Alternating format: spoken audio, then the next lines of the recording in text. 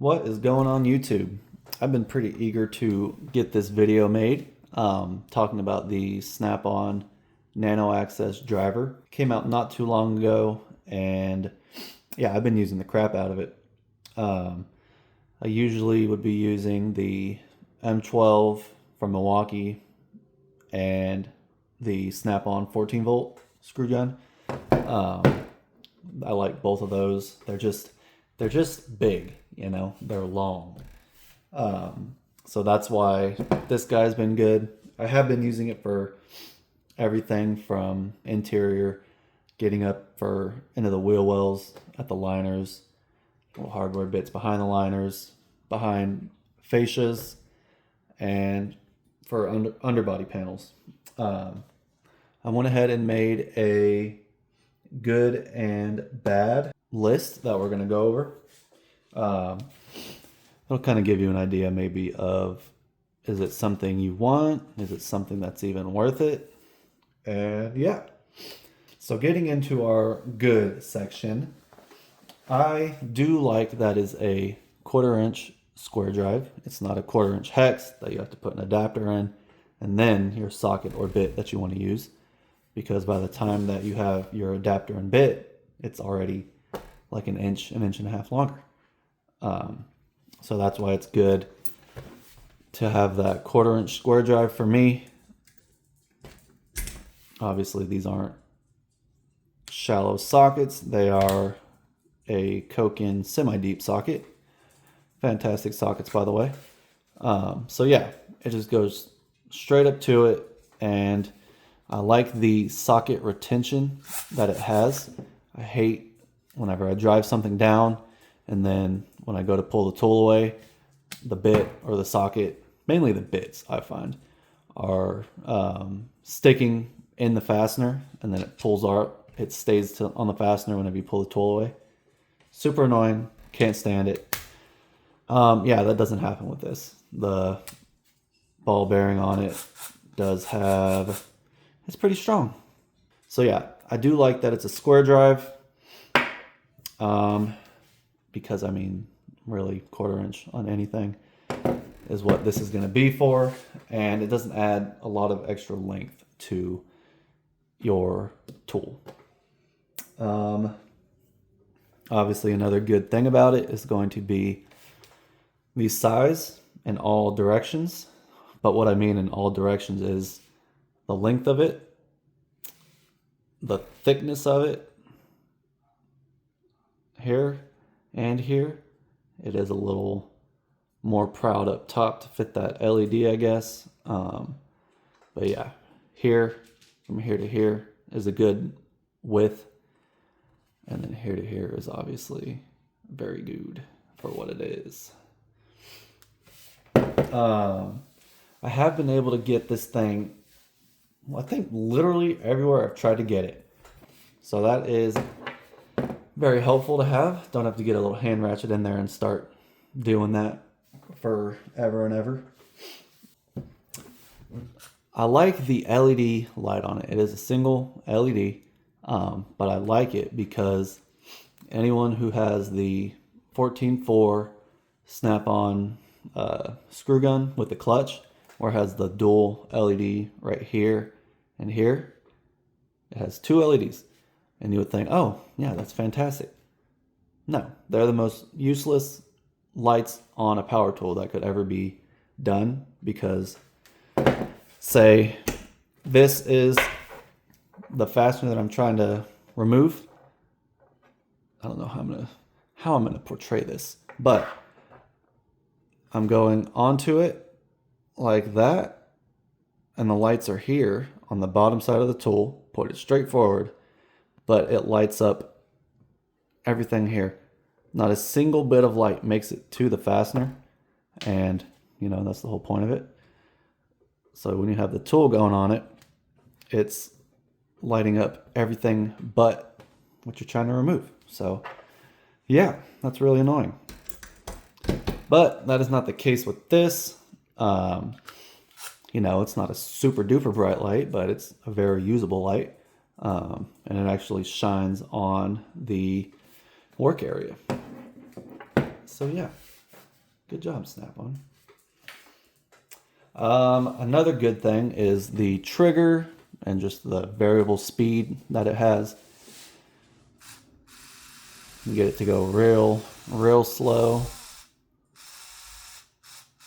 Yeah, that's the slowest I can get it.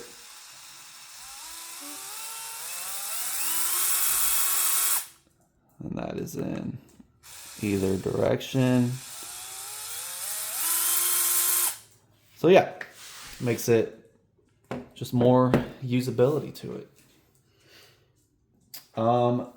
Like I said, I've had it for about 3 weeks, and man, so far it has no, just like very minor little scuffs and scratches.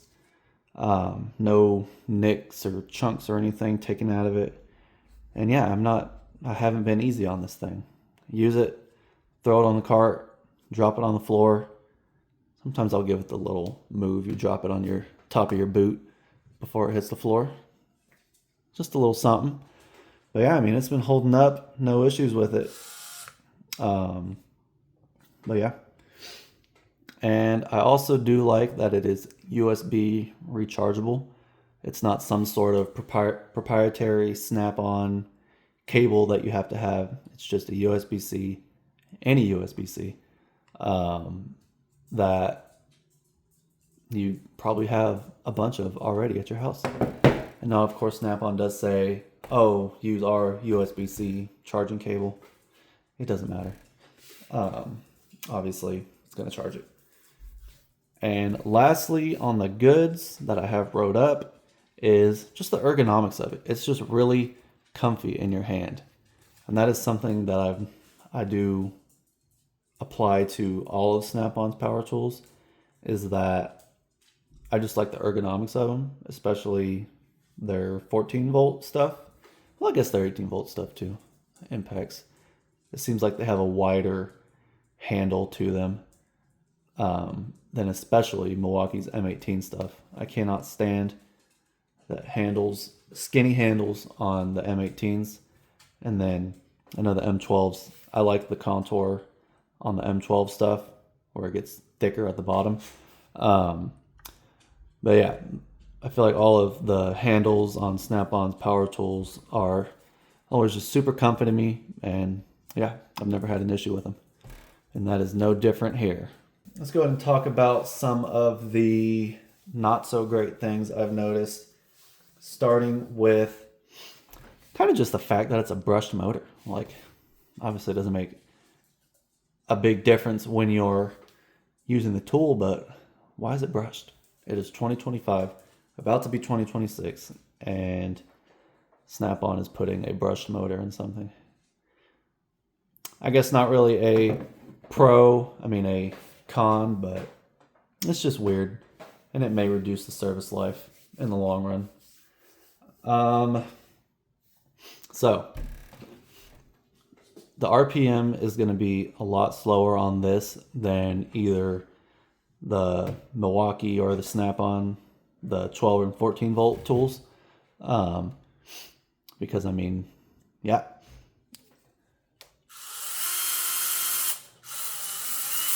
It's by no means slow, but it's just not going to be as fast as either of those two options. And before I got this, that was probably my biggest concern. But it really didn't, like, it's not that much of a loss to where it bothers me at all. Okay, that's a lie. It does bother me when I use this for underbody panels. After this, I'm going to go back to, using the M12 for underbody panels, because it's just so many fasteners that you have to take off to where it does make a difference in how long it takes to get those body panels off. Another thing that I put under the con section, it's not really a con, but it's just kind of a wish, is that it'd be cool if it had a clutch. Just so, you could set it to whatever the hell you want and then run the trigger down. You're not going to tighten it any further than what you have it set at. But of course, with a clutch, your not, or you're going to be adding some, what am I trying to say? With a clutch, you're going to be adding more size to the tool just to fit that, the clutch assembly, I guess, into the tool. But yeah, I guess for that reason is maybe why they didn't do it. Just because the whole point of this, they want it to be small. But that's going to be the good and the bad section of this video. I did get some footage just using it out in the driveway on my truck of real world application using it. So yeah, let's go ahead and cut to that and then we'll meet back here. See this thing in action. As you can see, we're out here on my personal vehicle. Gonna pull some of these fasteners out of my rear fender liner now. Put it in remove. You can see that light lights up that fastener pretty well. Pulls it right out. It's not a super long fastener. It's pretty standard for that application, I would say. Go on to the next one here.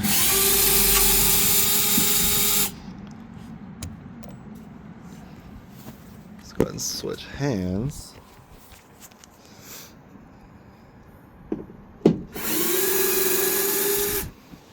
Yeah, it just comes right out. Going back in. Give it a little snug down. Go and run another one down.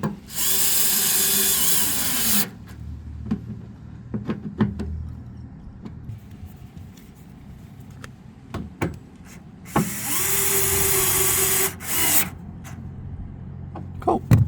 Now here we are in my interior. Same T15 fasteners. Put it in reverse.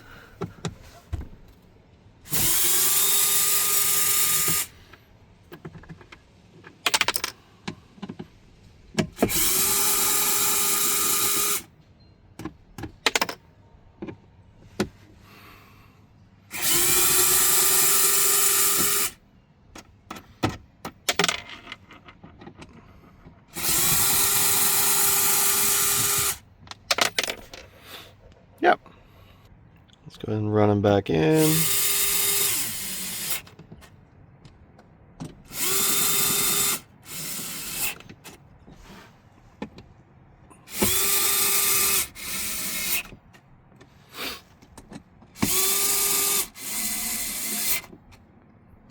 Cool. Don't really have to worry about over torquing here because pretty decent variable speed trigger, so you can run it down quick, come off towards the end, give it that last little snug. Also useful on things like these band clamps. Run it off, loosen it, do what you got to do, get it back on, give it that little snug down. Right here is a good example of where the thickness or the width of the tool plays into its advantage. I'll be able to slip it on right here. Not on there perfect, but it is on there. I can break it loose by hand if I wanted. I'm not going to right now. But yeah, you can see it fits multiple positions. Break it with your hand and then pull it out. Get down here. 10 mils on my air box. Run it out.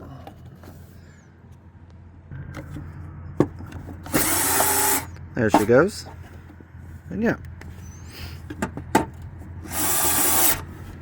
Run it back down. Run it back down. Give it one little final twist. Well, all right, everyone. I'm just going to recap the list that I made out. Yes, it was an actual physical list that I have because I get distracted and off track very easily. So we'll go back to the bads. It's a brush motor for whatever reason. Who knows? The RPMs are not going to be as fast as some of the higher voltage tools that are out there, but it's not, this isn't so slow to where it's just going to drive you insane all day, every day, anytime you use it. And then lastly, a clutch would be cool, but whatever. To the goods, I like that it's a 1/4" square drive so that it's not increasing the overall length of the tool whenever you have the adapter and whatever bit you want to use. The size in every way, length and width of everything. A light, an actual usable light. The trigger, nice little variable speed action going on. So far it's durable. We'll see how that holds up. And that it is USB-C rechargeable.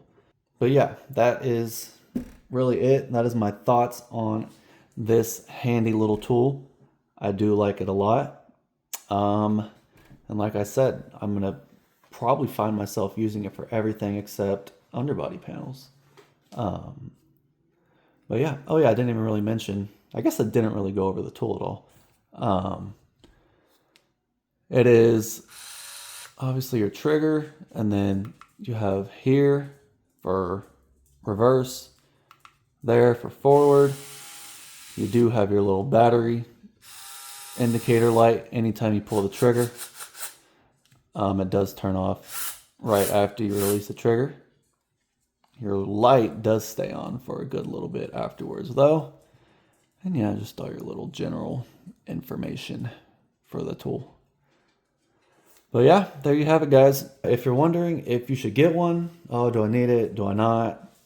Well, if you find yourself doing a lot of interior stuff, working up in dashes, then man, I would say yeah. I think it's really handy, and it just saves you that little bit of extra time not having to do some like compact area work with a ratchet, or sometimes you might not be able to get an electric ratchet in there. A lot of the times you can get this thing. But yeah, that's really it, y'all. Hope you enjoyed the video, and let me know what you guys think if you have either of the new Nano Access tools. Be good, y'all.